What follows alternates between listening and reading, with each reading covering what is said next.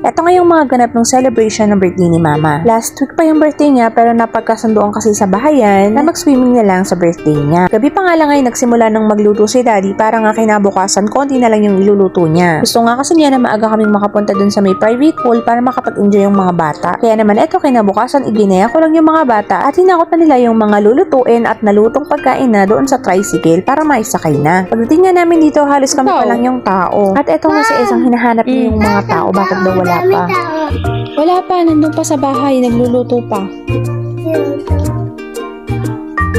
Mga bata ay tumambag na sa pool samantalang si Daddy ay nandito nag-asikaso pa ng mga iihawin at hihiwain. Dito na lang kasi niluto yung sinampalukan, pati yung lomi dito na rin yan lulutuin. Pagdating naman sa iihawin, may mga rescue naman dyan mamaya. Habang naghihiwa nga si Daddy at naliligo naman yung dalawa, ay binihisan ko na nga rin si Johan. Nilagyan ko na rin ng langis sa likod, sa sikmura, pati na rin sa mga talampakan niya. Naupo pa nga ako dyan, makikipagtsikahan pa sana kami kay Daddy, kaya lang si Johan nagmumuryot na gusto na siguro talagang maligo dahil init na. Kaya naman lumusong na rin kami kasama sila kuya at ate dun sa pool. Nung nakatapos na nga si Daddy maghiwa at mag-setup ng mga iihawin ay lumapit nga siya sa amin sa pool. Nag-video pala siya, sabi niya mag-video siya bago siya tumambog. Yes, tatambog siya kasi nga mag-iihaw siya kapag nadarang siya sa apoy hindi na siya makakaligo mamaya. Kitang-kita nga dyan sa video na enjoy ang bata. Maya-maya nga itumating na rin yung mga iba at nagsimula na rin kaming magtanghalian. Yung foods nga pala dito ay potluck yung ginawa nila. So may mga nagdala ng bangos, ng baboy, meron ring adobo at sinampalukang manok, pati naman sa merienda potluck din at meron ding tinumis. Merong mga spaghetti, lomi, bibingka, malagkit na turon, tapos yung mga tusok-tusok, yung mga fishball, kikiam, squid ball, ganun. Meron nga rin nagdala ng binusang mani, so wala talagang kagutom-gutom dito. Aahon ka na lang tapos kakain, tapos maliligo ulit. Anyways, dahil buong bahayan naman yung nagkasundo dito, iisang compound nga lang din naman kami.